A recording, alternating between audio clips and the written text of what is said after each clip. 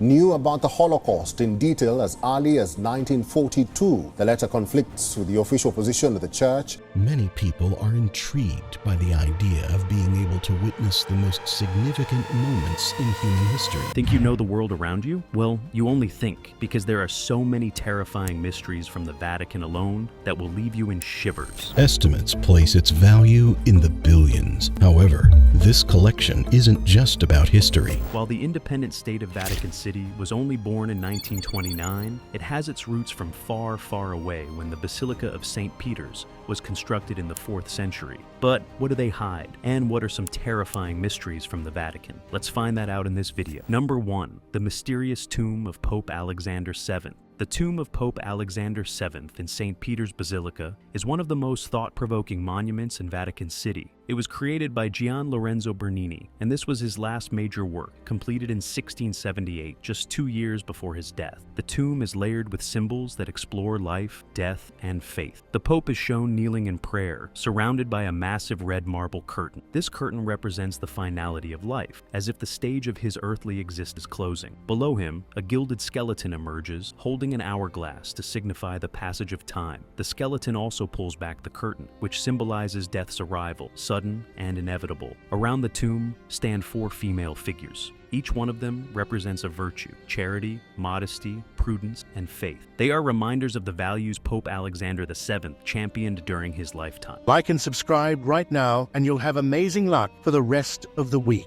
The Statue of Truth rests her foot on a globe, specifically over England, symbolizing the Pope's efforts to address Anglicanism during his papacy. Bernini, at the age of 81, oversaw this project with the assistance of his workshop, ensuring that his vision was meticulously realized. The monument's location over the door, known as the Porta Santa Marta, adds to its prominence within the basilica. Number 2. Dead man on trial. The Vatican has its share of secrets, but one of the most shocking is the story of a dead man put on trial. This event, known as the Cadaver Synod, involved Pope Formosus, who died in 896. Formosus had a rocky papacy, marked by political battles with the Holy Roman Empire and reforms against church corruption. But his greatest controversy happened after his death. In 897, his successor, Pope Stephen VI, ordered Formosus's body to be exhumed. His decayed corpse was dressed in papal robes and placed on trial in a gruesome courtroom scene. Accused of perjury and violating church law, the lifeless Formosus was defended by a deacon and found guilty. His corpse was stripped of its sacred garments, mutilated, and thrown into the Tiber River. Later, Pope Theodore II restored Formosus's reputation, retrieving his body and giving it a proper burial. Arnulf's successor, Emperor Lambert of Spoleto,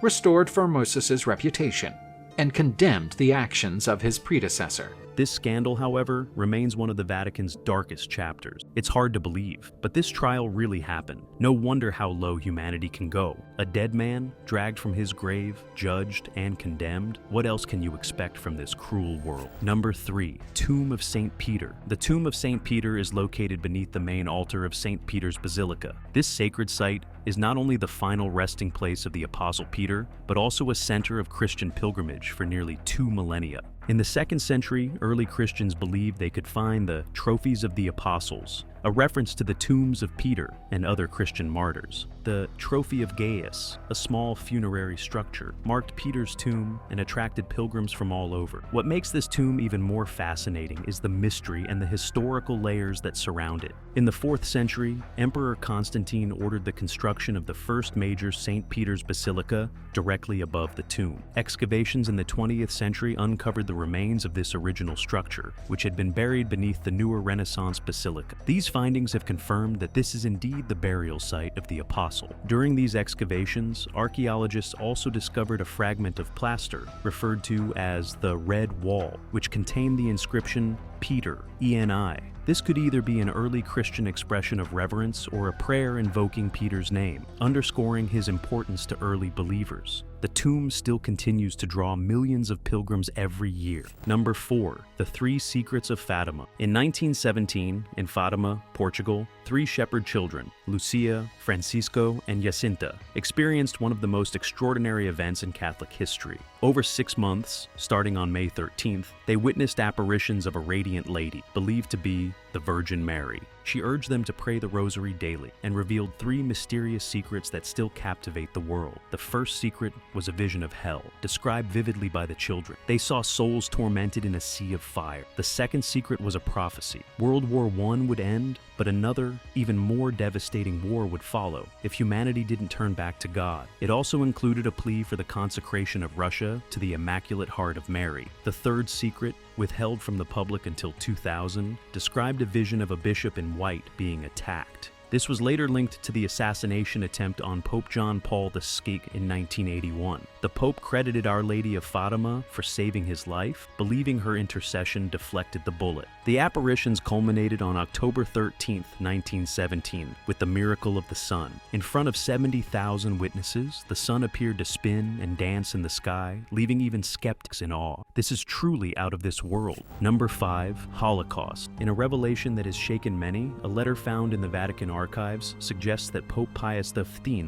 was aware of the Holocaust as early as 1942. This conflicts with the Church's long-standing claim that it had only vague and unverified information about Nazi atrocities during World War II. The letter, written on December 14, 1942, by Father Lothar Koenig, an anti-Nazi Jesuit, was addressed to Pope Pius XV's personal secretary, Father Robert Leiber. The letter includes reports that 6,000 Poles and Jews were being killed daily in Nazi camps, which could shed more light on what the Church knew at the time. Supporters of Pope Pius XIII argue he worked discreetly to aid Jews, feared that speaking out might worsen the plight of Catholics under Nazi control. Critics, however, accuse him of remaining silent despite having evidence of the genocide. No matter the case, this letter's discovery clearly shows how significant information was haphazardly stored for decades, only recently brought to light. What do you think? Was the silence a strategic decision, or did it reflect a failure of moral courage during one of history's darkest chapters? Number 6, Dupi Orphans. Dupi Orphans were a group of children wrongfully labeled as mentally ill in the 1940s and 1950s. Many of these children were sent to psychiatric institutions because they were mentally ill, but because the Quebec government wanted to take advantage of federal subsidies meant for psychiatric patients. The government reclassified orphanages as hospitals, ensuring a steady flow of funds. This decision was made under the leadership of Maurice Duplessis, Quebec's premier, whose term was marked by widespread corruption and the abuse of vulnerable population, earning it the nickname La Grande Noirceur, the Great Darkness. But how does this connect to the Vatican? The Catholic Church played a crucial role in operating many of these institutions. Religious orders, including the Sisters of Providence and the Brothers of Charity, managed orphanages and psychiatric hospitals where these children were held. As the Church wielded significant power in Quebec at the time, it's believed that they may have been complicit in the abuse. The Duplessis orphans suffered unimaginable abuse, physical, sexual, and even subjected to cruel treatments like lobotomies and electroshock therapy. For decades, the survivors lived with the scars of their experience. However, in 1999, the Quebec government apologized, but many survivors felt it was insufficient. How dark humanity can go. Unimaginable. Number 7, St. Peter's bones. St. Peter, considered the first pope and one of Jesus' closest disciples, holds a special place in Christian history. His remains, believed to be buried beneath St. Peter's Basilica in Vatican City, have intrigued many researchers over the century. In 1939, a massive excavation under St. Peter's Basilica unearthed a tomb marked with ancient Greek graffiti reading, "Peter is here." Close to this site, archaeologists discovered bone fragments wrapped in purple and gold cloth. And a first for the faithful, bones believed to be those of St. Peter, displayed publicly for the first time. Pope Paul VI declared in 1968 that these bones were convincingly identified as St. Peter. However, scientific tests have only confirmed the age and physical attributes of the remains, leaving the question of their authenticity open to debate. The relics have not always been publicly displayed, partly due to this ongoing controversy. In 2013, Pope Francis held the bones during a service, marking the first public display of these sacred fragments. They are now preserved in a jeweled box within a bronze case, drawing pilgrims from across the world. Number 8, removal of 14 Bible books. Another intriguing mystery in religious history is the removal of 14 books from the Bible in 1684. The Vatican removed 14 books from the Bible. To this day, there is no explanation as to why. Originally, the Bible consisted of 80 books, which were translated into English in 1611. However, what we now recognize as the modern Bible includes only 66 books. The missing books, collectively called the Apocrypha, mean hidden in Greek and include works like Esdras, Tobit, Judith, the Wisdom of Solomon, and Maccabee. But why were these books removed? The Vatican has not provided a clear explanation, leaving room for speculation. Some argue the Apocrypha didn't align with the Church's theological goals or the Roman Catholic narrative at the time. Others suggest they were excluded to simplify the Bible and make it less complex for everyday readers. While these books were neither deemed heretical nor secretive, their exclusion fundamentally shaped the structure of Christian scripture. Another fascinating element is the change in Jesus' name. Prior to this era, his name was transliterated Jesus or Yahushua, that reflects its Hebrew origin. Later, the pronunciation and spelling shifted to the now familiar Jesus. The removal of the Apocrypha has caused lots of debates about the role of human decision-making in shaping sacred texts. Like, why would the Church decide what should or shouldn't be part of the Bible? Was it purely doctrinal or political? Whatever the reason, it reshaped Christian theology forever, leaving the Apocrypha shrouded in mystery. Number 9. Death of Pope John Paul. Pope John Paul I, born Albino Luciani, 1912 to 1978, served as the head of the Catholic Church in Vatican City for just 33 days in 1970. This marks one of the shortest papacies in history. Born in Canale di Gordo, Italy, Luciani was inspired to become a priest at a young age. His unexpected death on September 28, 1978, shocked the world. Officially attributed to a heart attack, his passing stirred conspiracy theories about foul play, given the secrecy surrounding Vatican affairs at the time. Despite his brief tenure, John Paul I's vision of a compassionate and accessible church influenced his successors and remains an important chapter in church history. He was ordained in 1935, later earning a doctorate in theology. Known for his humility and teaching style, he rose through the church ranks to become Bishop of Vittorio Veneto and later Patriarch of Venice. He was elected on August 26, 1978. John Paul I was nicknamed the Smiling Pope for his warmth and simplicity. He prioritized mercy and unity and implemented Vatican II reform. However, his papacy ended abruptly. Despite this, his legacy of kindness and faith endures. Pope Francis beatified him in 2022. Number 10. Vatican's Apostolic Library. The Vatican Apostolic Library is among the oldest and most prestigious libraries in the world. It is located in Vatican City and houses a vast collection of over 75,000 codices and 1.1 million printed books, including rare manuscripts and historical treasure. It was established formally in 475. Its origins trace back much earlier. The library specializes in theology, law, history, philosophy, and science. During the Renaissance, Pope Nicholas V envisioned it as a hub for humanist scholarship, expanding its collection with Greek, Latin, and Hebrew texts. In later years, the library underwent significant expansions and renovation, most notably under Pope Sixtus IV and Sixtus V. It houses unique collections like the Codex Vaticanus Gigas, ancient papyri, and illuminated manuscript. Some believe the library hides ancient texts or artifacts related to mysticism, prophecy, or even extraterrestrial encounters. The library is renowned for its limited access. Only qualified scholars, usually with research credentials, are allowed to enter. The public has very little opportunity to view its treasures, adding to its air of secrecy. The Vatican Library began digitizing its manuscripts in 2014 to ensure global access to its invaluable collection. The digitization project aims to preserve these treasures for future generations while making them accessible to scholars worldwide. Number 11. Jesus' Death Certificate. The Vatican is full of mystery, but one of the most chilling is the ongoing mystery surrounding the Shroud of Turin. This linen cloth, which many believe was wrapped around the body of Jesus after his crucifixion, has been a subject of fascination for centuries. What makes this relic even more intriguing is the claim made by Dr. Barbara Frau, a researcher at the Vatican Secret Archive. She says she has discovered something extraordinary on the shroud, a death certificate of Jesus Christ himself. In 1978, a group of experts found some letters around the face shown by the shroud. Barbara Frau has now decoded them. The partial words are in 3 languages: Greek, Latin, and Aramaic. Dr. Frail claims that faint words found on the shroud in Greek, Latin, and Aramaic read Jesus Nazarene, directly linking the cloth to the body of Christ. Her research involves an analysis of photographs of the shroud, where these words, previously invisible to the naked eye, appear. This discovery supports the theory that the shroud was used in the burial process of Jesus, as described in the Gospels. According to her, strips of papyrus with writings were placed on Jesus' head, marking his identity, death sentence, and the date the body could be returned to the family tomb after a year, which matches the biblical timeline. However, this claim doesn't come without controversy. In 1988, radiocarbon dating of the shroud suggested it was a medieval forgery dating back to between 1260 and 1390 AD. Despite this, Dr. Frail's findings challenge the radiocarbon results. She argues that the writing could have been absorbed into the cloth over centuries, possibly due to chemical reactions with the body or the linen. The idea that this document might have been preserved for centuries in the Vatican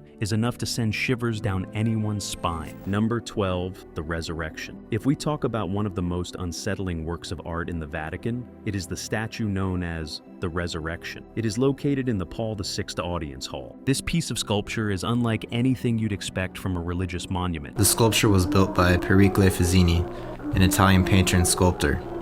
It was completed on September 28, 1977. Created by the Italian artist Pericle Fazzini, it depicts Jesus rising from a nuclear crater. Yes, you heard that right. This sculpture captures the anguish of 20th century humanity, living under the constant threat of nuclear war. The resurrection scene isn't set in a peaceful garden, but amidst the chaotic aftermath of a nuclear explosion. The statue itself is massive, standing 66 feet tall and 23 feet wide, made of red bronze and yellow brass. It weighs 30 tons and took years to complete, with casting beginning in the 1970s and the final work unveiled in 1977. Fazzini's vision was to represent Christ's triumph over destruction and suffering in a world ravaged by violence and war. The scene portrays Jesus emerging from a gaping, fiery crater, and his figure as a symbol of hope rising from unimaginable devastation. Interestingly, this statue was created as a gift to Pope Paul VI for his 80th birthday, and was designed during a period when the workshop itself was temporarily deconsecrated. The Pope called the statue monumental and unique, but it certainly raises eyebrows. What makes this sculpture even more intriguing is its connection to both religious faith and the dark fears of the modern world. Truly, what a piece of art it is. Number 13, St. Peter's Square. Right in the middle of St. Peter's Square in Vatican City stands a mysterious ancient obelisk. This towering monument isn't from Rome or even Italy. It dates back over 2,000 years and was originally erected in ancient Egypt. In fact, this obelisk was already considered ancient by the time it made its way to Rome. But how did it get here? The obelisk was brought to Rome by Emperor Caligula in 37 AD. At the time, it stood in a massive arena dedicated to chariot races. It wasn't until later that it became a part of the Vatican. It's said that it stood near the spot where St. Peter was crucified during the reign of Emperor Nero, and that connection may explain why this obelisk wasn't destroyed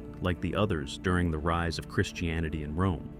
When the history of the 3,000-year-old civilization that was ancient Egypt ended with the birth of the Roman Empire. But things get even more eerie. In the 15th century, Pope Nicholas V decided to move the obelisk to its current location in front of St. Peter's Basilica. Later, Pope Sixtus V ordered its grand redesign, with a pedestal and a golden cross added on top. The obelisk is aligned with the sun, marking the paths of solstices and the movement of celestial body. That's quite an interesting thing, I believe. Number 14, Codex Gigas. Codex Gigas is also known as the Devil's Bible. This medieval manuscript, which is over 92 centimeters long and weighs nearly 75 kg, holds a collection of texts. But what makes it truly terrifying is the full-page portrait of Satan himself. It was created in the early 13th century, and it's rumored to have been completed in a single night with the help of the devil, according to an old legend. The Codex contains the entire Latin Bible, along with works by the historian Flavius Josephus and the Encyclopedia of Isidore of Seville, among others. However, it's the illustration of the devil that captivates most people's attention. Satan is depicted in vivid detail, with a sinister expression and large red horns torn, standing in front of a contrasting image of the kingdom of heaven. But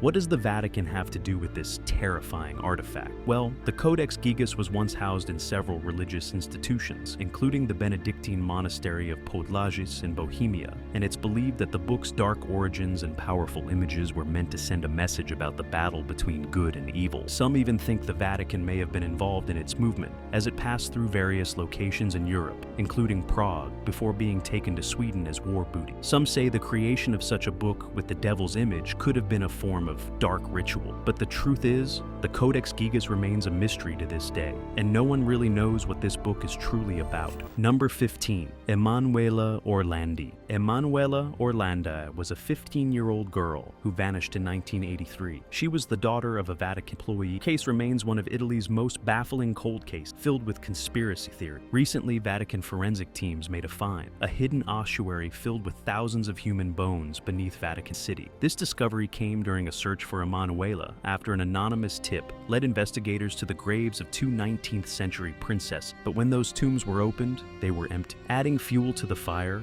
an Italian TV program unveiled alleged letters suggesting that Emmanuela's uncle may have been involved in family scandals. Her siblings have strongly denied these claims, calling them distractions from uncovering the real truth. Fingers have pointed to everyone from the Vatican itself to intelligence agencies like the CIA and KGB. Theories about her disappearance are being linked to sex rings, secret political deals, and even assassination plot. For decades, Emmanuela's family has fought for answers to keep her story alive, despite the Vatican's silence. Number 16. Alexander VI, the Devil Pope.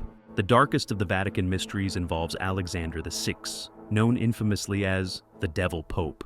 His real name was Rodrigo Borgia, and his reign as Pope in the late 15th century is one of the most scandalous in history. He was a man of immense political ambition and endless appetite for power. He was born into the notorious Borgia family, and his time in the Vatican was marked by corruption, greed, and even rumors of murder. Alexander didn't shy away from using bribery and threats to climb the church's hierarchy, eventually becoming Pope in 1492. But his scandals didn't stop there.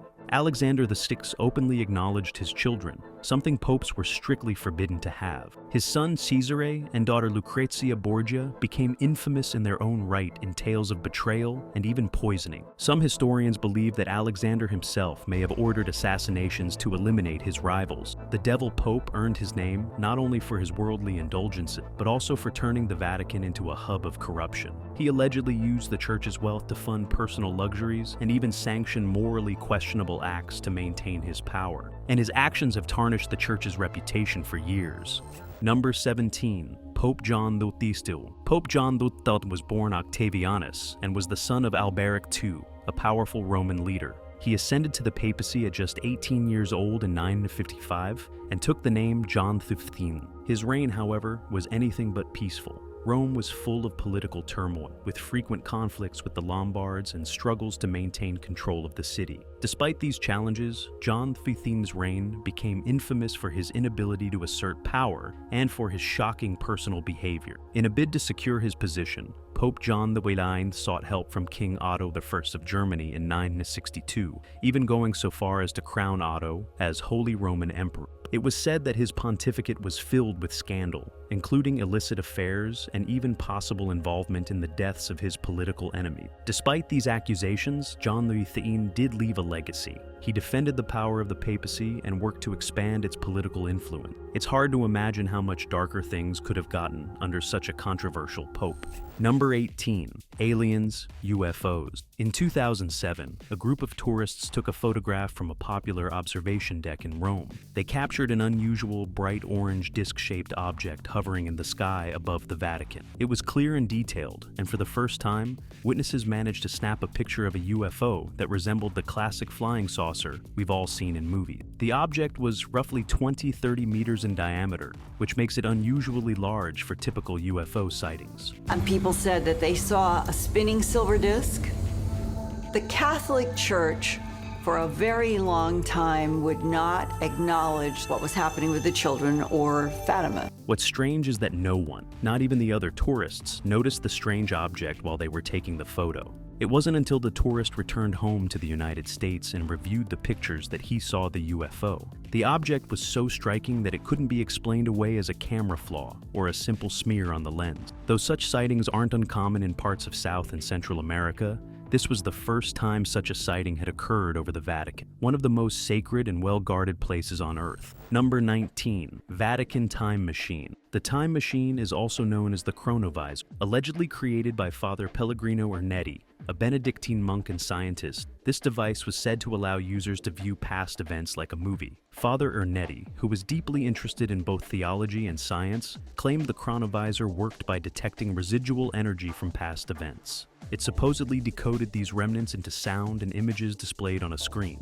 According to Ernetti, this machine was developed with the help of renowned scientists like Enrico Fermi and Werner von Braun, but no evidence ever confirmed their involvement. The Vatican's supposed interest in the chronovisor adds to the intrigue. Ernetti claimed the Church funded the device's development, potentially seeing its ability to observe key moments in religious history as groundbreaking. There have been conspiracy theories that the device either never existed or was hidden away to prevent disruption of religious or political structures. However, there are believed to be many scientific inconsistencies in Ernetti's claim, and his story was marred by a fake photograph showing the crucifixion. To what extent do you think the time machine is a reality? Number 20. The Catacombs of Priscilla. The Catacombs of Priscilla are often called the Queen of the Catacombs. They hide chilling secrets beneath Rome's bustling streets. Spanning over 5 miles of underground passageways, these catacombs are one of the earliest Christian burial sites that date back to the 2nd century. Here, roughly 40,000 people, including martyrs, were laid to rest. The remains of children and adults alike were tucked into horizontal niches called loculi, while wealthier families had ornate sarcophagi. These eerie tunnels hold some of the first Christian art ever discovered, including the oldest known depiction of the Madonna and Child. Martyrs buried here were revered for their faith, and their remains were believed to hold spiritual power. Over time, grave robbers and relic hunters looted these tombs, leaving the catacombs hauntingly empty. Among the eerie frescoes is the Greek chapel, adorned with early Christian symbols and scenes like the fiery furnace story of the 3 youths who defied pagan worship and survived. Another image shows the Good Shepherd, a youthful beardless Christ cradling a lamb, a symbol of care and salvation. Interestingly, these catacombs weren't secret hideouts, contrary to popular myths. Early Christians openly buried their dead here, even during sporadic Roman persecution. That was it for today. Hope you enjoyed the video. If you did, make sure to like, share, and subscribe to the channel. Also, don't forget to hit the bell icon to receive all our future videos on time. Until next time.